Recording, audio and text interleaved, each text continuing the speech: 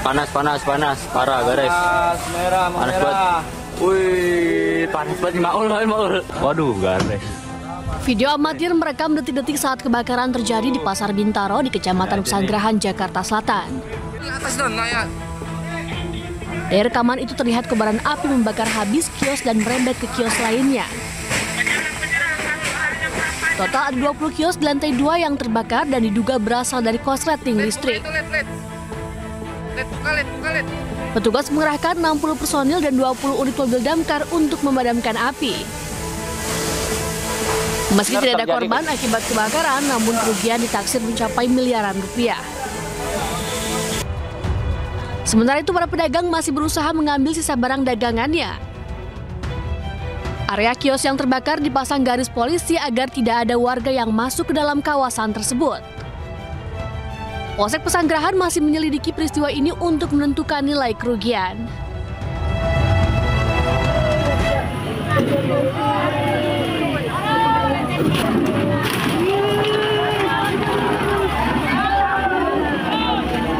Inilah video amatir detik-detik evakuasi mobil travel yang terjun ke dalam sungai sedalam lebih dari 10 meter di Desa Aek Nabara, Kecamatan Aek Nabara, Barumun, Kabupaten Padang Lawas, Sumatera Utara.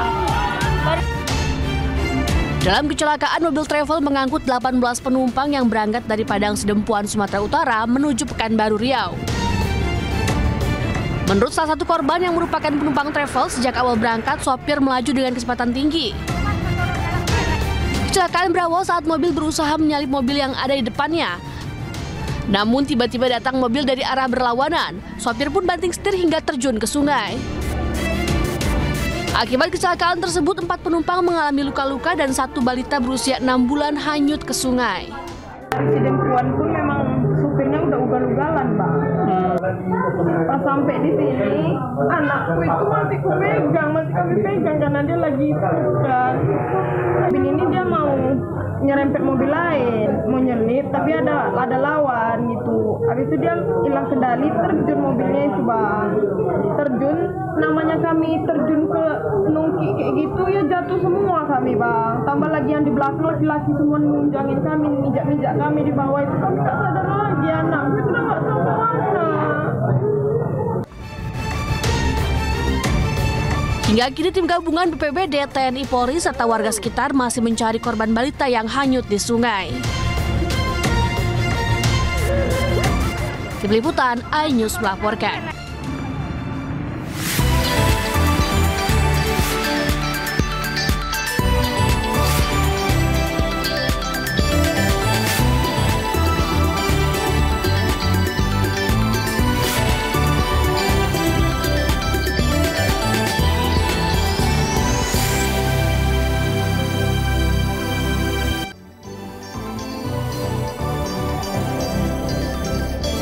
Selamat pagi pemirsa. Selamat pagi, halo pemirsa, halo Deta. Halo Pram, gimana kabarnya? Semangat dong, semangat banget nih ya pemirsa hari ini karena beda dari hari-hari kemarin. Betul, karena hari ini adalah hari pertama bekerja setelah libur panjang lebaran. Sebenarnya ada juga yang masuk kemarin, tapi banyak banget yang baru masuk hari ini. Bahkan ada juga yang besok baru masuk.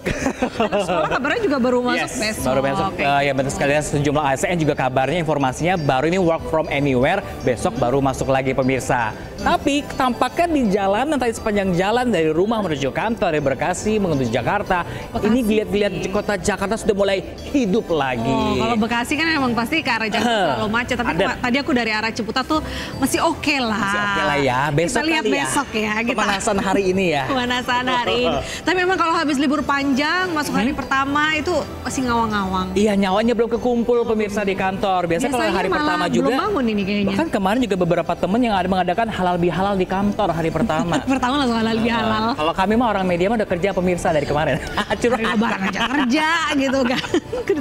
Nah, kita sapa dulu pemirsa di rumah. Selamat pagi pemirsa, selamat datang di iNews Today. Semoga hari ini pemirsa juga dalam keadaan yang bahagia, semangat memulai hari pertama bekerja. Dan selama 1,5 jam ke depan kita akan memberikan berbagai informasi penting, menarik dan inspiratif untuk Anda. Nah pemirsa, dalam edisi kali ini pemirsa kami juga menginformasikan salah satunya mengenai kondisi arus lalu lintas di hari pertama masuk kerja di Jakarta. Betul. Kira-kira jam segini di jam seberapa? Jam 9.30 nih.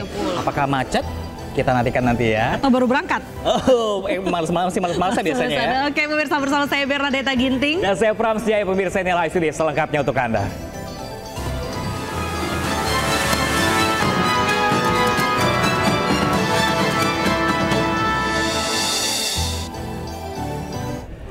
Ya pemirsa, seorang remaja terluka di kepala usai tawuran antar kelompok di Duren Sawit, Jakarta Timur. Nah ini pemirsa, mirisnya lagi pemirsa, tawuran digelar demi membuat konten di media sosial. Berikut informasinya.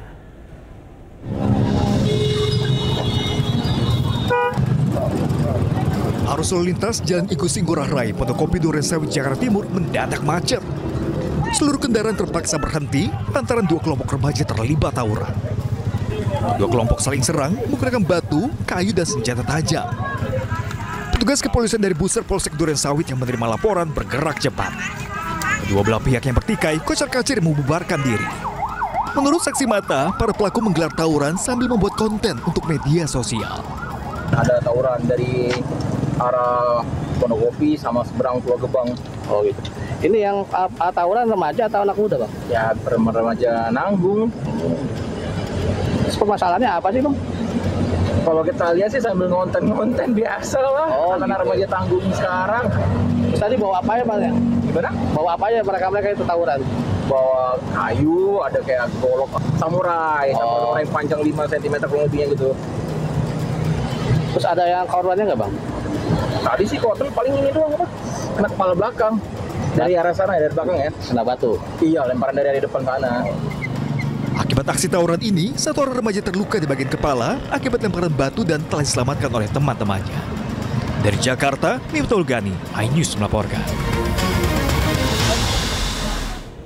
Aduh, Deta dan juga pemirsa, baru juga seminggu puasa, baru juga satu minggu lebaran, baru maaf-maafan udah ribut lagi sekarang. Tapi yang miris ini adalah ketika mereka sengaja membuat tawuran untuk konten di media sosial. Ini salah satu penyalahgunaan dari berbagai macam manfaat di media sosial. Teknologi ini disalahgunakan, orang tua seharusnya balik lagi pemirsa yang di rumah nih ya untuk memantau lagi perkembangan anaknya, menggunakan gadgetnya, jangan sampai soalnya banyak racun ternyata teknologi juga kita ini. Betul sekali, apalagi kalau kita tidak bisa menyaring dan biasanya kalau membuat konten untuk media sosial ini pasti pengen banget viral. Bener banget. Betul, jadi segala macam cara banyak sekali dilakukan, tidak peduli positif atau negatif mereka lakukan untuk viral. Padahal yang benar adalah viral untuk kebaikan, viral bermanfaat. Jangan diviralin, tapi yang bagus-bagus daripada tawuran, mendingan bikin kompetisi sepak bola, baru diviralin gitu ya, bikin konten sosial media sambil sepak bola. Mungkin kalau memang dia punya keahlian khusus di bidang laga, bikin kompetisi apalagi masih muda nih ya, diasah lagi kemampuannya pemirsa.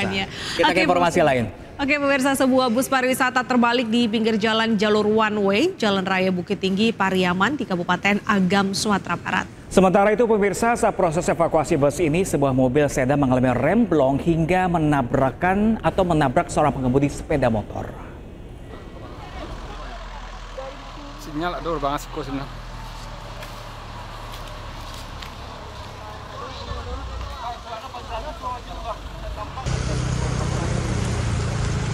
Sebuah bus pariwisata yang mengangkut 43 penumpang terbalik di pinggir Jalan Raya Bukit Tinggi, Pariaman, Kelok Batu Hitam, Kabupaten Agam, Sumatera Barat. Diduga, kecelakaan terjadi karena bus mengalami remblong saat melewati jalan yang menurun tajam dan berbelok. Seluruh penumpang bus mengalami luka ringan dan sempat dirawat di rumah sakit terdekat. Yang mana bus pariwisata yang datang dari arah Bukit Tinggi menuju arah Sisincin tiba-tiba mengalami remblong dan terperosok. Pada kejadian ini terdapat ada 6 korban yang dibawa ke RSAM. Sementara sisa korban lain tidak mengalami masalah yang serius.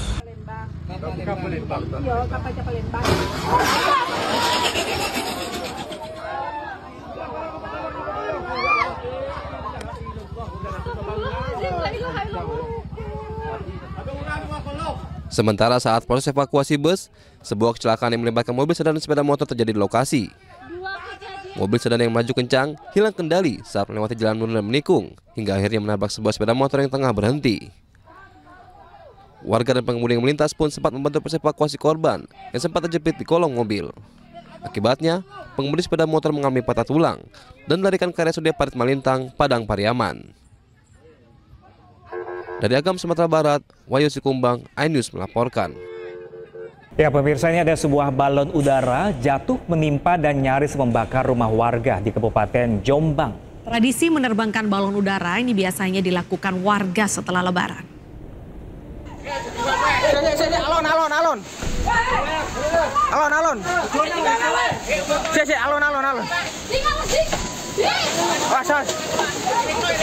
Warga desa Diwek, Kabupaten Jombang, Jawa Timur, Senin pagi gempar. Sebuah balon udara raksasa yang masih membawa api jatuh dan menimpa atap rumah warga.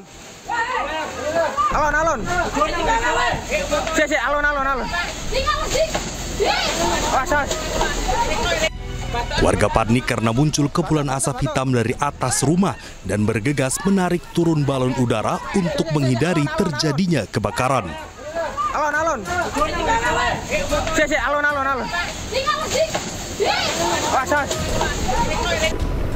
Untuk mengantisipasi terjadinya peristiwa serupa, petugas kepolisian langsung melakukan razia dan menyita balon-balon udara yang hendak diterbangkan warga.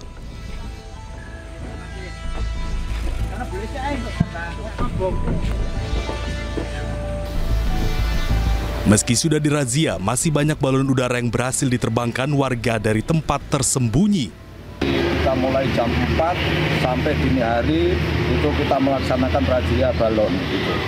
Dan untuk hasilnya ada berapa banyak yang diamankan, Dan? Jadi untuk hasilnya saya lihat itu yang ada 6 balon yang kita amankan. Jadi untuk ukurannya yang besar itu ukuran 10 meter ada 2, kemudian yang kecil ukuran 5 meter itu ada 4 itu. Dan sanksinya seperti apa, Dan, sanksinya? Jadi kalau sanksinya memang kita karena ini menyangkut tradisi, sementara sanksinya kita belum bisa memberikan sanksi, hanya kita mengamankan balon-balon yang akan naik itu. Menerbangkan balon udara merupakan tradisi daerah tersebut yang digelar setiap sepekan pasca Hari Raya Idul Fitri. Dari Jombang, Jawa Timur, Muhtar Bagus, iNews melaporkan. Oke pemirsa, usai jeda berikut kita memiliki informasi dari antrian truk sampah yang terlihat di tempat pembuangan sampah akhir Sumur Batu, Bantar Gebang, Bekasi. Informasi selengkapnya sesaat lagi pemirsa, jangan kemana-mana, tetaplah bersama kami di iNews Today akan segera kembali sesaat lagi.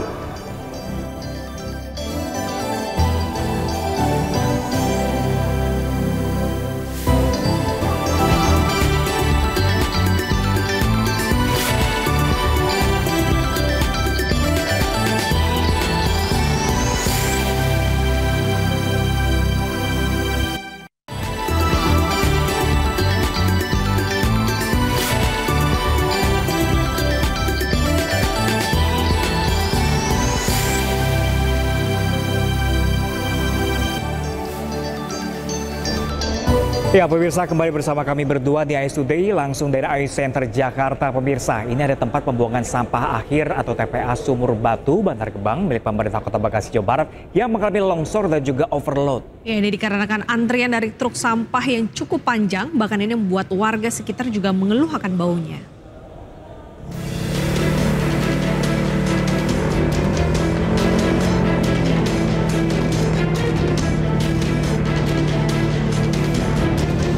Inilah antrian truk sampah milik Dinas Lingkungan Hidup Kota Bekasi yang tertahan saat hendak membuang sampah ke lokasi pembuangan akhir atau TPA Sumur Batu, Bantar Gebang, Kota Bekasi, Jawa Barat pada Selasa pagi.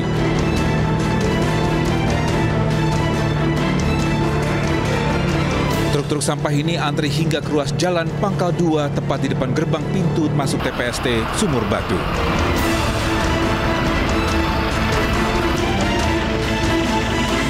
Sementara itu, antrian truk-truk sampah yang hendak ke TPA Sumur Batu ini sudah terjadi sejak sepekan sebelum Hari Raya Idul Fitri hingga usai Hari Raya Idul Fitri. Antrian truk yang cukup panjang ini pun dikeluhkan oleh warga sekitar. Antri? Dan sebelum Lebaran. Sebelum Lebaran. Tahu nggak apa sebabnya? Longsor, Pak. Oh, ada longsor. Ya. Sama apa? Kurang alat berat katanya? Kurang alat berat, ya. Bisa berapa lama? Nanti bisa nyampe antri ya paling 6 jam. 6 jam. Oh, bisa sampai sore ya? Sore baru bisa bongkar muat ya? Malam ya, Pak. Jadi sebenarnya ya Bang, ini bau Bang, sampai ke rumah ini udah hampir 1 bulan ya. macet, keluhan kita udah disampaikan, dan siram juga nggak pernah ada respon, baunya sampai ke dalam rumah, kepala puyeng sampai bang. Warga berharap pihak pemerintah Kota Bekasi melalui Dinas Lingkungan Hidup serius menangani tata kelola sampah di TPA Sumur Batu. Dari Bekasi, Jawa Barat, Rahmat Hidayat, iNews melaporkan. Ya tentu saja warga mengeluh karena itu antrian dari truk sampahnya panjang banget dan memang Bantar Gebang ini semakin lama tingginya sudah seperti gunung. Iya udah kayak pulau sampah di Bantar Gebang seperti itu ya pemirsa. Mungkin ini masalah sampah sebenarnya menjadi masalah yang sangat penting juga lah buat sebuah negara. Karena negara dengan ratusan ribu penduduknya ya setiap hari menghasilkan sampah. Seharusnya mungkin nggak sih kita harus mengelola sampah sejak dari rumah? Mungkin dari RT RW-nya pemirsa atau pemerintah mungkin presiden kita juga ada pengolahan sampah dari rumah masing-masing yang nantinya bisa diolah kembali dan nantinya nggak menggunung seperti sekarang. Dan mungkin dari sampah yang ada di rumah tangga ini ataupun juga di Bantar Gebang itu bisa diolah menjadi daur ulang untuk mungkin tenaga listrik bisa menggantikan itu ataupun juga untuk bahan-bahan lain yang bisa substitusi lah. Benar. Supaya sampah ini tidak hanya berhenti di Bantar Gebang tetapi juga bisa bermanfaat ya. Betul sekali. Dan pemirsa, banjir bandang menenggelamkan ratusan rumah di Kabupaten Luwu Utara, Sulawesi Selatan. Ya, meski sudah tak layak huni pemirsa, namun pemerintah tidak juga menyiapkan lokasi pengungsian untuk para korban banjir bandang ini.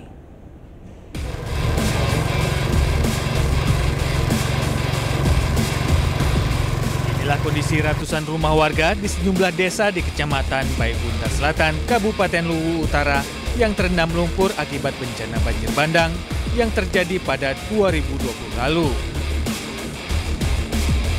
Beberapa desa yang terdampak banjir bandang yakni Desa Lembang-Lembang, Desa Beringin Jaya, Desa Lawewe, dan Desa Lumbawara. Ribuan warga desa kini mengungsi secara mandiri karena rumah mereka terendam lumpur hingga ke atap. Sementara sebagian warga masih bertahan dalam kondisi memprihatinkan akibat kurang perhatiannya pemerintah setempat. Kalau di sini ada berapa dusun Pak yang? Kalau di sini 3 dusun yang terdampak Pak. Ada dusun Seruni, Cempaka 2 dan Melati. Itu ada ratusan rumah ya Pak yang tenggelam seperti ini? Iya ada Pak, sekitar 100 lebih. Jadi warganya mengungsi kemana ini Pak? Ada sebagian yang di Malangke, di Larak 2 dan Karya. Ada sebagian juga di tanahnya kantor desa juga ada. Jadi Pak masih ada warga yang tetap bertahan di lokasi banjir ini? Masih ada Pak. Sebelumnya pada 13 Juli 2020 banjir bandang melanda 3 kecamatan di Luwu Utara, Sulawesi Selatan. Banjir bandang ini mengakibatkan 38 orang tewas, 106 orang terluka, 10 hilang, dan lebih dari 14.000 orang mengungsi. Banjir bandang ini diakibatkan penebangan hutan, perluasan kawasan tambang, dan kebun sawit. Dari Kabupaten Luwu Utara, Sulawesi Selatan, Nasruddin Lubang, iNews melaporkan. Ya pemirsa, ini ada aksi adu mulut yang terjadi saat penjaga pantai Pangandaran yang bertugas berusaha melarang wisatawan yang nekat berenang di zona berbahaya.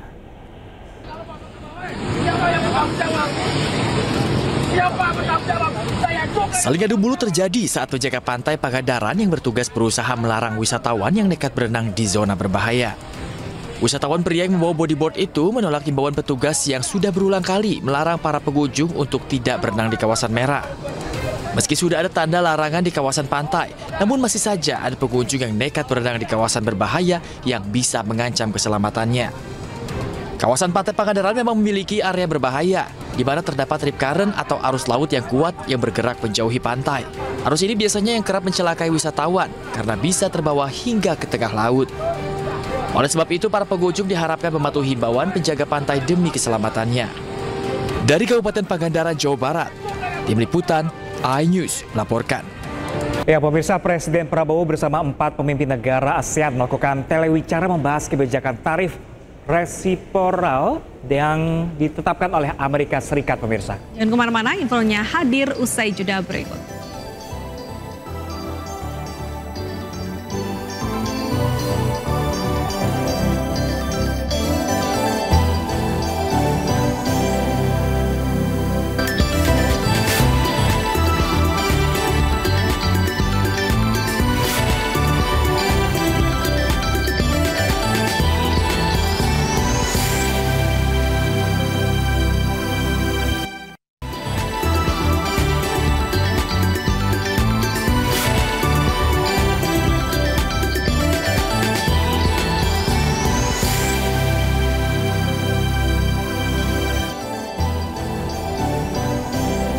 Pemirsa, Presiden Prabowo Subianto menghadiri kegiatan panen raya di Majalengka, Jawa Barat. Ya, dalam kegiatan ini pemirsa, Presiden memberikan semangat untuk para petani di seluruh Indonesia.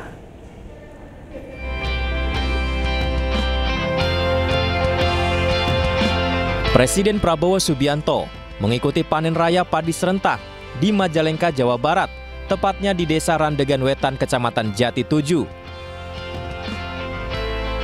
Agenda panen raya ini dilakukan bersama petani dari 14 provinsi. Menariknya, Presiden Prabowo naik traktor mengikuti panen raya padi serentak, di mana Presiden mengendarai sendiri traktor tersebut.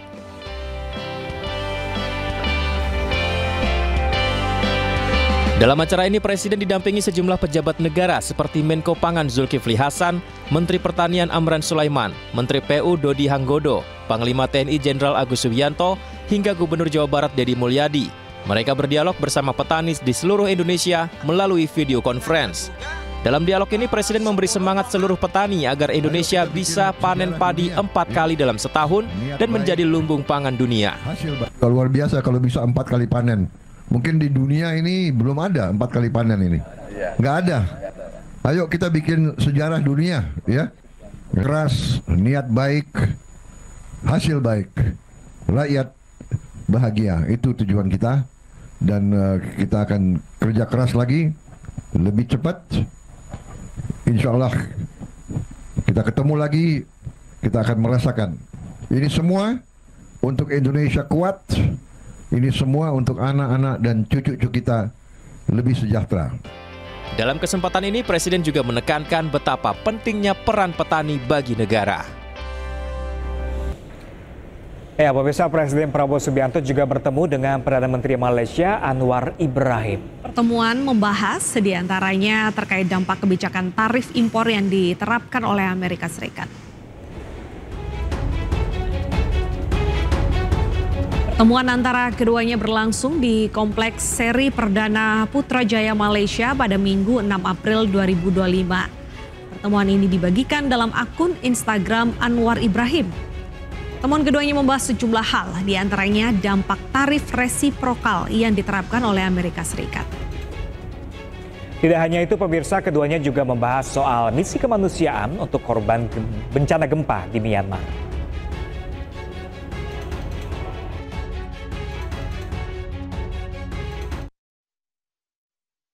Sebelumnya, pemirsa, Presiden Prabowo Subianto bersama dengan 4 pemimpin negara ASEAN melakukan telewicara membahas tarif timbal balik yang dilakukan Amerika Serikat di bawah pemerintahan Presiden Donald Trump. Telewicara dilakukan Presiden Prabowo Subianto dengan Perdana Menteri Malaysia Anwar Ibrahim, Sultan Brunei Hassanal Bolkiah, Presiden Filipina Bongbong Marcos, dan Perdana Menteri Singapura Lawrence Wong.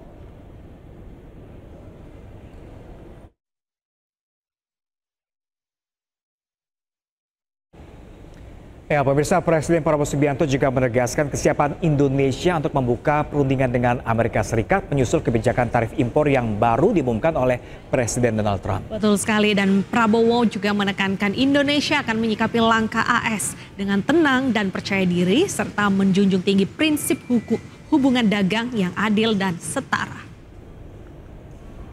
Kita akan berunding dengan semua negara. Kita akan juga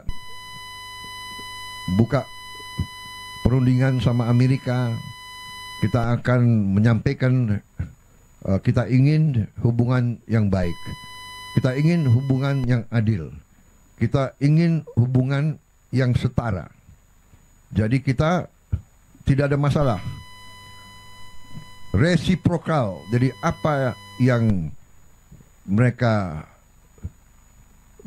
minta, kalau masuk akal, wajib juga kita hormati, ya. Pemimpin-pemimpin Amerika memikirkan kepentingan rakyat Amerika. Kita memikirkan kepentingan rakyat kita. Tidak perlu ada rasa kecewa, tidak perlu ada rasa khawatir. Kita percaya dengan kekuatan kita sendiri. Kalaupun ada tantangan, ya kita hadapi dengan gagah, dengan tegar.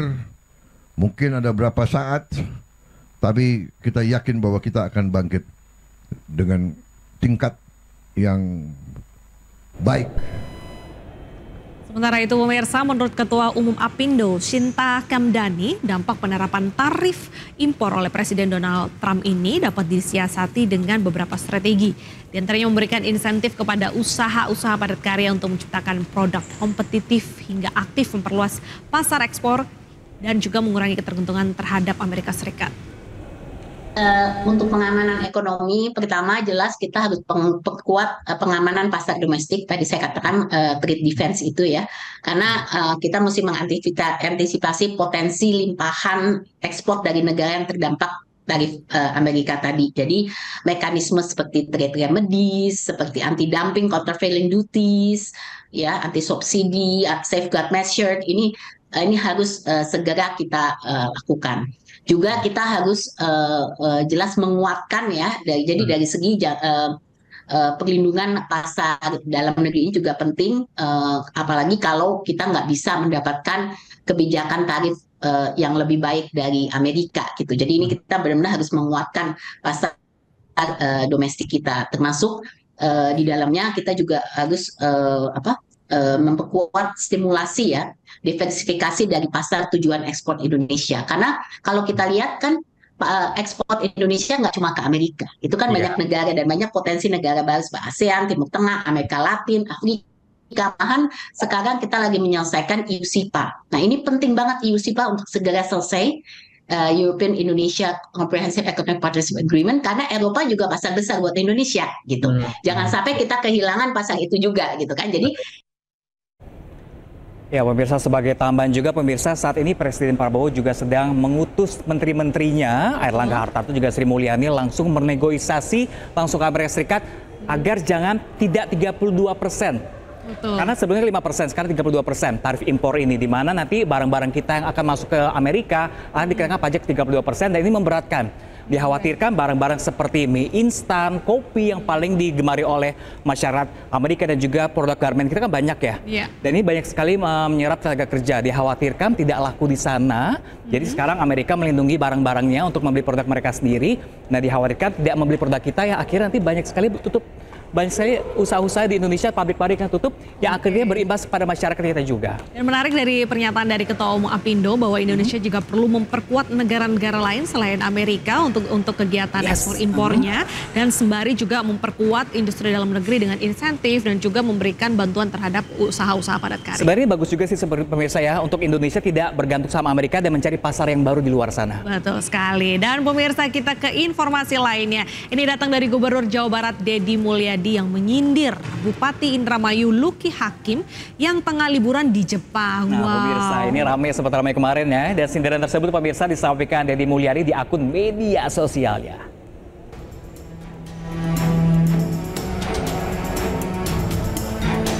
Dalam unggahan di akun media sosialnya, Gubernur Jawa Barat Deddy Mulyadi mengunggah kompilasi foto Luki Hakim yang tengah berlibur di Jepang. Foto tersebut merupakan tangkapan layar dari akun Instagram Luki Hakim Official. Deddy Mulyadi juga menyampaikan selamat berlibur ke Luki Hakim dan menyindir agar tidak pergi berlibur diam-diam. Nah, terkait hal ini, tim redaksi iNews sudah menghubungi Bupati Indramayu Luki Hakim, namun hingga saat ini belum ada jawaban.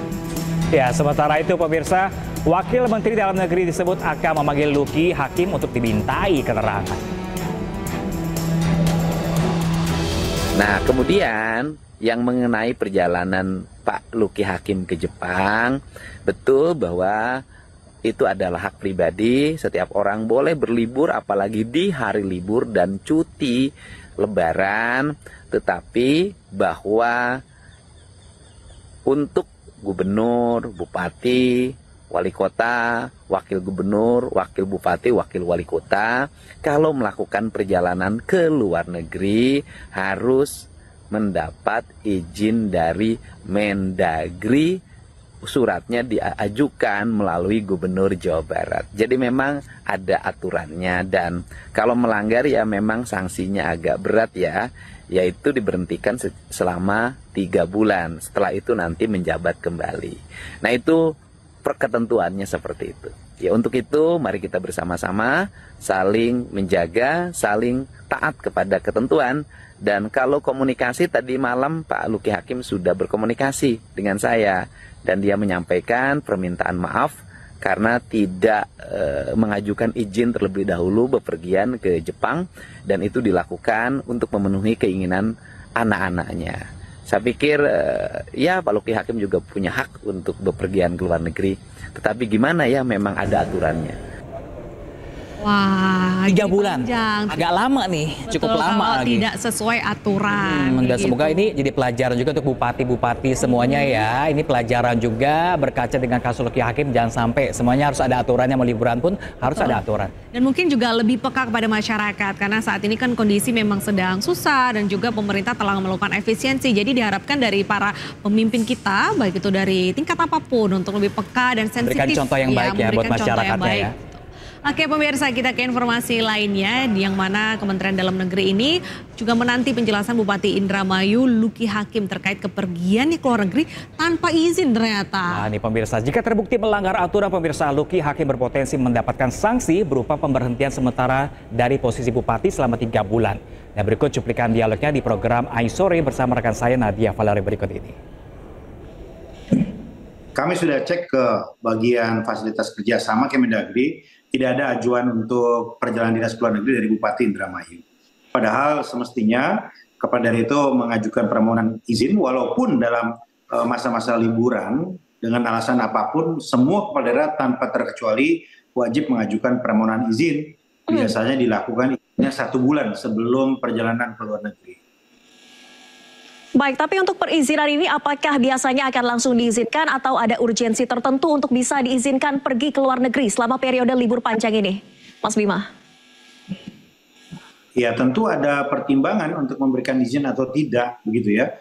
Urgensinya seperti apa? Biasanya yang diizinkan itu kalau untuk berobat, untuk pendidikan gitu ya, untuk hal-hal yang darurat itu bisa.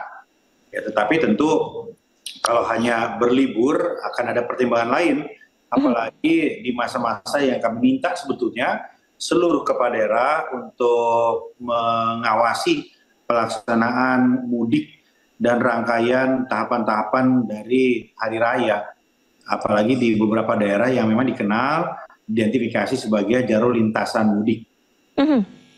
Baik, tapi dari Kementerian Dalam Negeri sejauh ini apakah sudah berkomunikasi dengan Luki Hakim terkait alasan kepergiannya? Iya, Pak Bupati sudah menghubungi kami melalui WA, dan dari situ kami menangkap kesan bahwa Pak Bupati ini belum paham tentang aturan yang ada, karena walaupun beliau sempat menjadi wakil bupati ya, tetapi mungkin belum memahami sepenuhnya, walaupun di acara retret itu Pak Menteri Dalam Negeri menjelaskan secara detail panjang lebar hal-hal yang tidak boleh dilakukan oleh kepala daerah dan hal-hal yang menjadi kewajiban kepala daerah, berikut sanksi-sanksinya. Itu sudah dijelaskan ya, mungkin terlewat oleh beliau ketika di retret. Kita ke informasi lainnya pemirsa, ini datang dari politisi Ridwan Kamil yang mengaku siap menjalani tes DNA usai terseret kasus perselingkuhan dengan model majalah dewasa berinisial LM. Nah pemirsa, tujuannya untuk membuktikan klaim LM yang disebut-sebut memiliki anak dari Ridwan Kamil.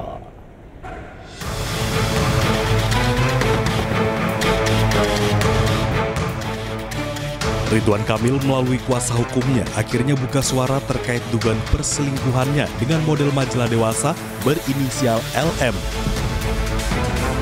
Mantan Gubernur Jawa Barat itu membantah segala tuduhan LM yang ramai diperbincangkan masyarakat di media sosial. RK juga mengaku siap menjalani tes DNA untuk membuktikan klaim LM yang disebut-sebut memiliki anak dari Ridwan Kamil. Kami seyogianya tes DNA ini melalui putusan pengadilan atau perintah pengadilan melalui gugatan perdata. Nah, gugatan perdata atau adanya permintaan dari penyidik ya. Namun demikian kalau kedua belah pihak sepakat, ini harus ada kesepakatan kedua belah pihak bahwa Pak RK maupun Pak LM sendiri ya bisa mengajukan tanpa perintah pengadilan. tanpa putusan pengadilan, ya mengenyampingkanlah bahasanya seperti itu ya, mengenyampingkan putusan pengadilan, kemudian mengajukan permohonan secara mandiri, mengajukan permohonan ke divisi DVI Mabes Polri. Sebelumnya, LM melalui tim kuasa hukumnya meminta pertanggungjawaban terhadap anak yang diduga hasil dari hubungan gelap LM dengan Ridwan Kamil.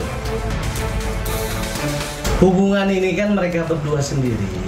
Ada pembicaraan mereka pribadi, internal yang nggak pernah saya sebagai kuasa hukumnya pun ada yang tidak semua dibicarakan. Cuman kembali lagi, ya kita sebagai laki ya, boys will be boys. Laki-laki cuma bisa dipegang dengan omongannya, ya udah jalanin seperti itu. Ya itu apa Pak? Komitmennya itu apa? Ya nggak tahu, hanya mereka yang tahu. Nggak dari klien abang? Kalau dari klien aku ya pembicaranya bahwa ya dia bertanggung jawab dan lain-lain, ya itu mereka sendiri yang tahu. Bertanggung jawab dalam artian minta dibesarkan, dibiayakan kalau atau masalah dibesarkan atau apapun itu nggak tahu. Tapi yang jelas ketika suatu hubungan itu adalah internal mereka berbicara bagaimana future ke depan. Sebelumnya viral potongan sebuah status milik model majalah dewasa berinisial LM di media sosial. Dalam keterangannya, LM meminta pertanggungjawaban atas anak kandungnya kepada mantan Gubernur Jawa Barat Ridwan Kamil. Selain itu, LM juga mengunggah postingan bukti percakapan yang diduga dilakukan dengan Ridwan Kamil. Tidak hanya itu, dugaan hubungan perselingkuhan Ridwan Kamil dengan LM ini disebut-sebut menghasilkan seorang putri. Tim Liputan iNews melaporkan. Ya, berita ini cukup ramai ya di media sosial. Bukan cukup ramai lagi, sangat ramai sekali. Sampai mengalihkan isu-isu yang ada di Indonesia. Wah, sangat disayangkan. Tapi memang kita lihat aja nih. Tes DNA ini nanti bisa menjadi tameng juga kalau memang ini fitnah, bisa diluruskan. Tapi kalau ini tidak benar, semoga nanti akan ada langkah-langkah yang baik ke depannya. Selanjutnya seperti apa kita lihat nanti saja pemirsa. Oke, kita ke informasi selanjutnya pemirsa. Hari pertama masuk kerja Jakarta kembali macet. Jangan kemana-mana, iNews Today akan segera kembali.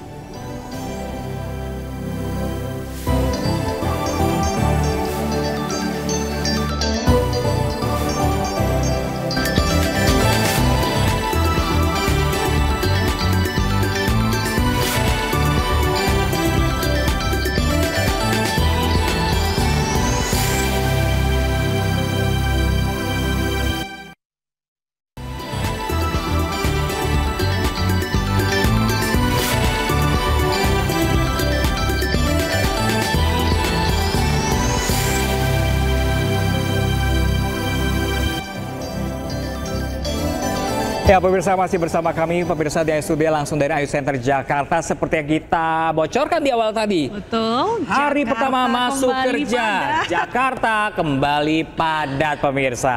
Oke, ini sebanyak 1.194 kendaraan telah tiba di Jakarta pasca libur Lebaran. Nah, ini aktivitas kembali normal pemirsa terlihat dari kepadatan kendaraan di beberapa ruas jalan di Jakarta. Ya pemirsa, inilah situasi arus lalu lintas di Jalan Kiai Haji Abdullah Syafi'i di Tebet, Jakarta Selatan ya pada tadi pagi pemirsa.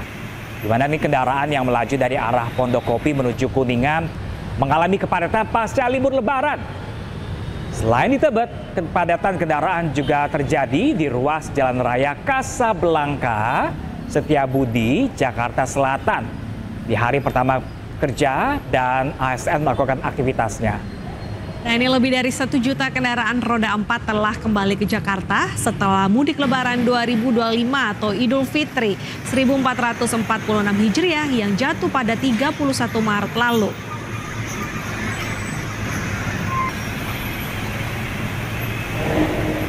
Sementara itu, di ruas tol dalam kota serta jalur arteri, volume kendaraan terpantau meningkat hingga menimbulkan kemacetan. Di tol dalam kota, kemacetan terjadi mulai dari kilometer 1 Cawang, Jakarta Timur hingga kilometer 4 yang berada di kawasan Pancoran. Nah pemirsa, ini untuk membantu memperlancar lalu lintas, petugas juga lakukan rekayasa lalu lintas berupa kontraflow hingga kawasan Semanggi pemirsa. Selain di ruas tol dalam kota, kemacetan panjang juga terlihat pemirsa di jalur arteri MT Haryono. di mana kendaraan dominasi sepeda motor mengalami kemacetan hingga ke arah Pancoran. Meningkatnya volume kendaraan ini pemirsa karena sebagian besar masyarakat beraktivitas seperti semula.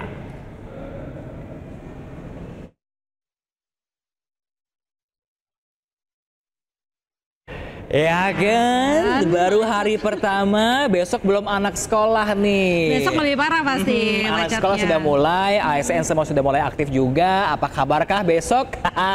Ini hari Selasa, hari Senin ya? Selasa rasa Senin, tapi memang kalau memang takut menghindari kemacetan, capek macet-macet di jalan, bisa loh mencoba transportasi umum. Bener. MRT, LRT sekarang sudah banyak sekali rutenya kan? Harus semangat lagi. Jalannya. Memang harus semangat lah kuncinya ya di hari pertama bekerja ini. Nah, selain itu suasana di Stasiun Pasar Senen Jakarta ini juga masih ramai pemirsa. Ini pemirsa, masih banyak ternyata pemudik yang baru tiba di Jakarta hari ini.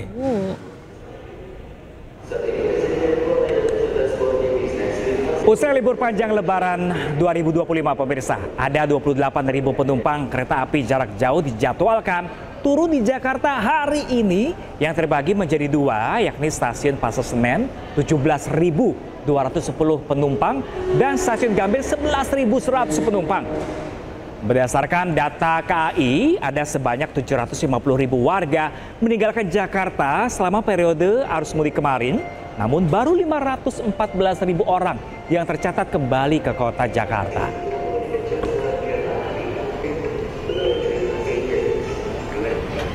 Selanjutnya di Terminal Kalideres Jakarta Barat, ini tingkat kedatangan pemudik bus juga sudah mulai menurun. Sejak Selasa dini hari hingga pukul 7 pagi tadi, sudah ada 97 bus dengan 2.439 penumpang telah tiba di Jakarta. Nah, ini mayoritas kedatangan penumpang hari ini berasal dari daerah Jawa Tengah.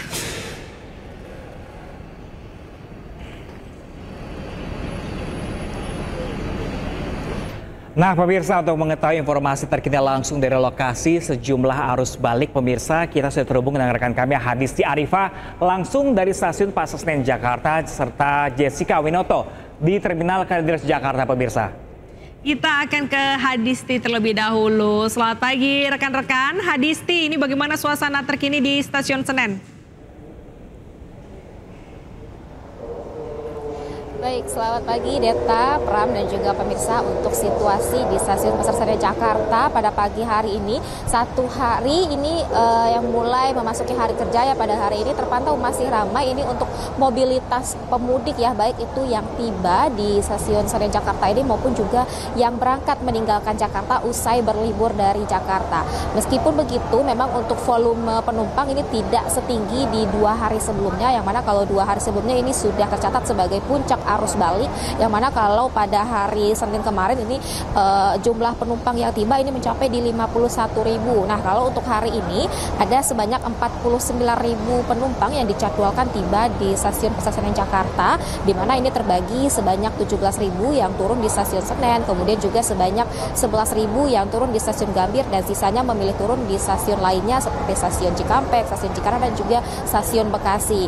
Nah, kemudian juga kalau untuk keberangkatan hari ini dari KAI Daob 1 Jakarta, ini juga ada sebanyak 24.000 penumpang, dan kalau dari Stasiun Senen ini terbagi sebanyak 17.000 penumpang, sedangkan dari Stasiun Gambir ada sebanyak 7.000 penumpang yang berangkat untuk hari ini.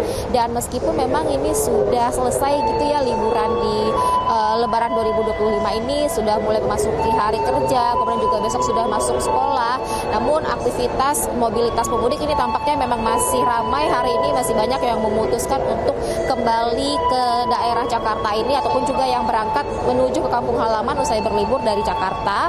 Dan kalau kami melihat memang sejak tadi pagi keramaian masih sama, masih terlihat kepadatan baik itu yang keluar dari stasiun, karena memang keramaian ini sifatnya adalah menyesuaikan pada jadwal-jadwal kedatangan perjalanan atau kereta api, begitupun juga keberangkatan pada saat adanya jadwal keberangkatan.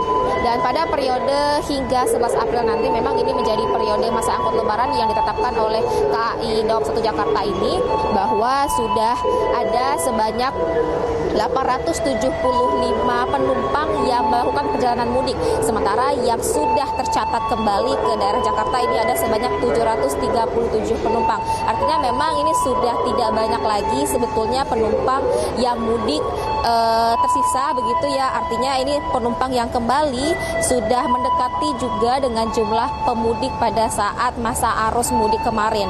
Dan kami akan tetap memantau seperti apa situasinya hari ini, apakah nantinya penumpang ini menjelang siang dan sore apakah akan semakin ramai atau justru ini mulai mengalami penurunan. Sementara demikian, Pram, Deta.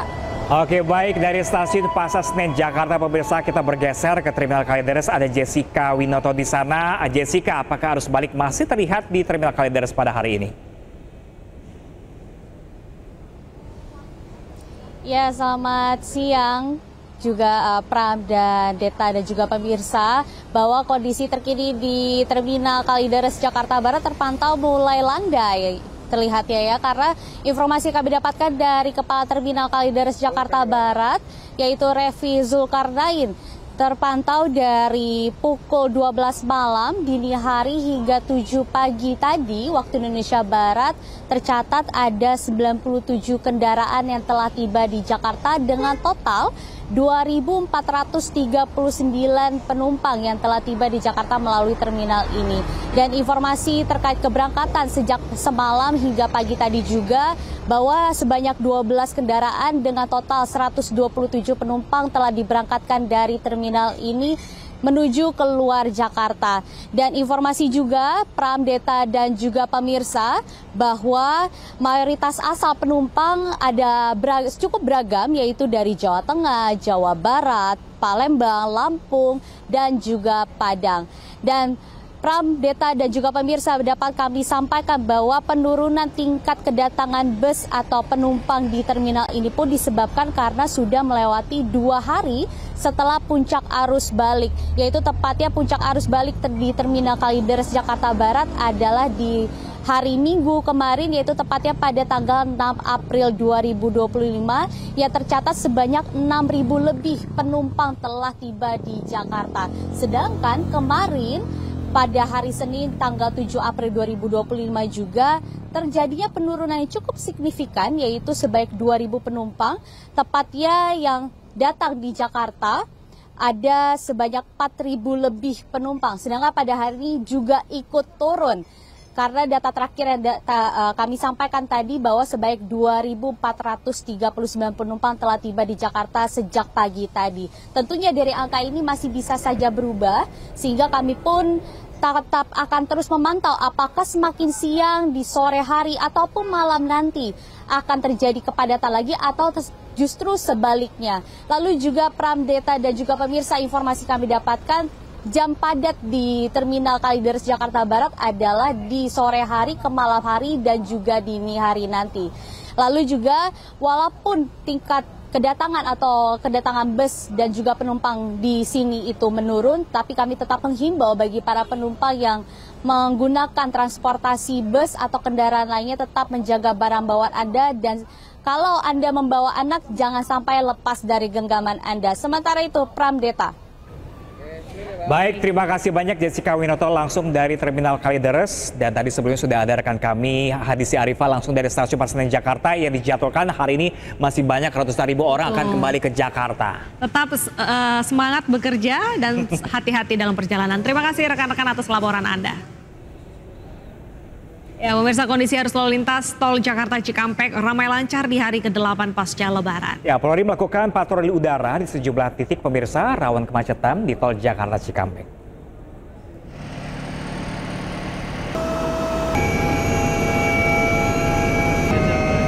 Ya, pemirsa, inilah pantauan udara dari helikopter Polri di jalur Jakarta Cikampek, di mana pemantauan udara juga difokuskan pada titik-titik rest area yang berpotensi menimbulkan penumpukan kendaraan. Pemantauan ini pemirsa bertujuan untuk memastikan kelancaran arus balik meski hari pertama masuk kerja pada Selasa 8 April.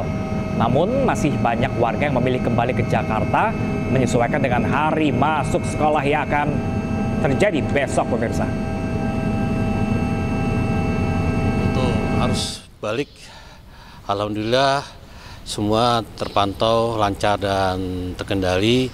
Hal ini terkait dengan himbauan kita kepada masyarakat untuk harus balik bertahap. Jadi sehingga efektif untuk baliknya ada mengatur waktu, tidak hanya fokus untuk 1 hari tapi bisa terbagi dari beberapa hari untuk arus balik. Gerbang tol Cikampek Utama terpantau landai pasca berakhirnya puncak arus balik pada mudik 2025. Ya, sementara sistem rekayasa lalu lintas resmi dihentikan. Ya, pemirsa, pada pagi ini situasi di gerbang tol Cikatama terpantau landai. Intensitas kendaraan hanya 1.500 per jam jika sebelumnya bisa mencapai hingga 5.000 kendaraan per jamnya. Untuk itu, sistem rekayasa lalu lintas kontraflow dan juga one way resmi dihentikan. Sementara 19 gardu tol menuju Jakarta masih disiagakan. Pada masa arus balik, pemirsa, lebih dari 6.000 kendaraan melewati gerbang tol Cikatama.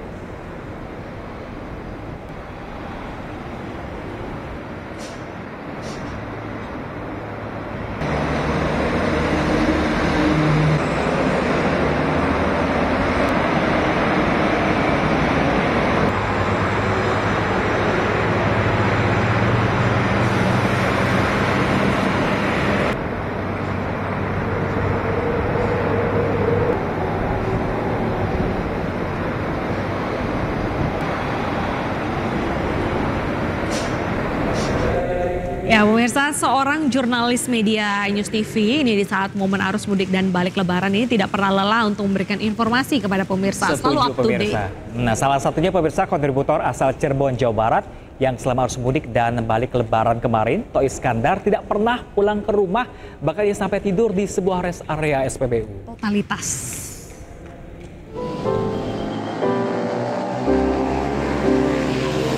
Beginilah aktivitas keseharian seorang jurnalis media News TV saat kegiatan meliput arus mudik dan balik lebaran untuk memberikan informasi kepada masyarakat. Seperti yang dialami Toh Iskandar, kontributor News TV dengan perlengkapan selama bertugas di lapangan di jalur arteri Pantura, Cirebon, Jawa Barat. Berbekal dengan alas tikar dan membawa baju gantinya, keseharian Toh Iskandar melakukan penugasannya sebagai jurnalis News TV selama ia melakukan peliputan di jalur arteri baik arus mudik maupun arus balik. Sedangkan selama bertugas, Toh Iskandar rela tak bertemu dengan keluarganya. Bahkan ia sudah 6 hari selama arus balik belum pulang ke rumah. Sementara itu, saat menulis berita pun hanya bermodal tikar bekas baliho berwarna putih untuk duduk dan sambil beristirahat menunggu live report dari kantor iNews TV. Toh Iskandar menambahkan, liputan dari pagi sampai tengah malam terkadang tidur di sebuah rest area SPBU. Dari Cirebon, Jawa Barat, Toh Iskandar, iNews melaporkan. Ya, pemirsa, kita akan kembali memantau kondisi terkini arus balik. Ini ada sudah rekan kami Camar Haenda yang juga setia di gerbang tol Cikampek Utama, pemirsa, dan juga Indra Setiabudi di Pelabuhan Bakauheni, Lampung Selatan. Kita sapa terlebih dahulu. Betul sekali, kita sapa Camar terlebih dahulu. Camar, selamat pagi. Bagaimana kondisi gerbang tol Cikatama hari ini? Ya, selamat pagi Deta, Pram, dan juga pemirsa. 16 hari sudah kami berada di gerbang tol Cikampek Utama untuk bisa memantau situasi dan kondisi arus balik dan juga arus mudik 2025. Sementara arus balik di gerbang tol Cikampek Utama ini sudah selesai atau diberhentikan pada malam hari tadi. Kita akan sama-sama pantau dari pantauan udara. Deta, Pram, dan juga pemirsa, Anda bisa saksikan arus lalu lintas di kedua arah ini terpantau lancar karena hanya 1.000 sampai dengan 1.500 per jam untuk traffic counting yang kami lihat dan juga terbaru dari pihak Jasa Marga. Sementara sampai dengan siang hari ini hanya ada 6.500 kendaraan yang melintas ke arah Jakarta. Biasanya dari pukul 5 pagi sampai dengan pukul 11 siang ini akan ada lebih dari 60.000 kendaraan. Karena memang kemarin merupakan puncak dari arus balik 2025. Kemudian secara total akumulasi ada 600.000 kendaraan yang sudah melintas pulang ke arah Jakarta. Artinya ada peningkatan 168% dibandingkan dengan hari biasa. Kalau kita lihat sistem kontraflow sudah tidak lagi diberlakukan ataupun juga sistem satu arah dari arah kilometer 414 menuju ke kilometer 70 di titik saya melaporkan saat ini. Dikarenakan sudah secara resmi dihentikan pada pukul 9 pagi tadi oleh Menteri Perhubungan Budi Purwagandi. Sementara untuk saat ini gardu yang dipersiapkan masih sama. Ada 19 gardu menuju ke arah Jakarta dan 11 gardu menuju ke arah Trans Jawa. Pihak dari Kapolri juga sudah mengkonfirmasi bahwasanya pada tahun ini ada peningkatan 0,6% untuk pemudik yang menggunakan jalur tol. Artinya ada lebih dari 2,1 juta masyarakat pada mudik dan juga arus balik tahun ini. Sementara angka kecelakaan ini menjadi kabar yang menggembirakan karena menurun sebanyak 18% hasil dari diskresi dan juga sejumlah skema yang dilakukan oleh Korlantas Polri bersama dengan sejumlah stakeholder termasuk oleh Jasa Marga. Dan kalau kita perhatikan pada siang hari ini masih terpantau ramai lancar dan masih didominasi oleh kendaraan mobil pribadi beserta dengan bus antar kota, antar provinsi. Hari terakhir kami melaporkan untuk iNews Today dan terima kasih kepada seluruh pemirsa yang sudah menyaksikan kami. Sampai jumpa di arus mudik tahun depan. Pram Deta. Baik, terima kasih juga Camar selalu setia ya mengabarkan semua informasi melaporkan dari Cikatama. Senyumnya selalu mereka walaupun panas-panasan si Camar ini pasti paling khatam di Cikatama ya, tahu arah-arah mana, jalur alternatif di mana. Betul sekali. Oke, dari Cikatama kita ke Pelabuhan Bakauheni. Ini ada Indra di sana. Indra, bagaimana kondisi terkini di sana? Baik, selamat pagi menjelang siang, Deta, Pram, dan juga pemirsa. Dapat kami informasikan situasi terkini untuk Pelabuhan Bakauheni Lampung saat ini sudah terpantau landai sekali, tidak ada antrian dan juga kepadatan yang berarti. Karena diketahui, Deta, Pram, dan juga pemirsa, perlu kami informasikan, puncak arus balik 2025 sudah terjadi pada tanggal 5 hingga 7 April 2025 kemarin. Yang mana kalau kita akumulasikan dalam 3 hari periode tersebut ini mencapai 450.000 penumpang sudah bertolak dari Pulau Sumatera menuju Pulau Jawa. Adapun juga di periode yang sama ini jumlah kendaraan mencapai 100.000 kendaraan juga sudah melakukan penyeberangan pada di 3 hari periode tersebut di tanggal 5 hingga 7 April 2025 kemarin. Dan kalau kami informasikan, Deta dan juga pemirsa, bahwa yang sebelumnya ini truk maupun juga golongan 7, 8, dan 9 yang awalnya dialihkan menuju pelabuhan BBJ maupun juga Wika Beton, yang mana sebelumnya tidak boleh melintas di jalur Bakauheni Lampung ini, sekarang sudah boleh per hari ini, sudah boleh melintas melakukan penyeberangan pada hari ini. Yang mana ini mengartikan bahwa situasi terkini sangat sudah kondusif sekali dan rata masyarakat sudah melakukan perjalanan arus balik kemarin pada puncak kemarin. Dan kalau kita informasikan juga, Deta dan juga pemirsa, terkait sistem maupun juga buffer zone juga sudah diakhiri pada tanggal 7 kemarin, yang mana situasi ini sangat lancar sekali. Dan kami juga menginformasikan juga bahwa untuk area-area strategis sekarang sudah dibuka semuanya dan dinyatakan bahwa arus balik 2025 telah berakhir. Deta dan juga Pram, kembali ke Anda. Baik, terima kasih banyak Indra Setiabudi dan juga tadi rekan kami Camar Haenda. Terima kasih atas seluruh laporannya yang selalu bersemangat di setiap dan perjuangannya selama momen libur Lebaran kemarin. Kita tunggu kembali di kantor ya. Betul sekali. Terima kasih rekan-rekan dan pemirsa. Usai jeda berikut kita memiliki informasi dari Timnas Indonesia U17 yang meraih kemenangan telak atas Yaman dengan skor 4-1 di Piala Asia U17 2025. Informasi selengkapnya sesaat lagi. Jangan kemana-mana, tetap bersama kami di iNews Today akan segera kembali.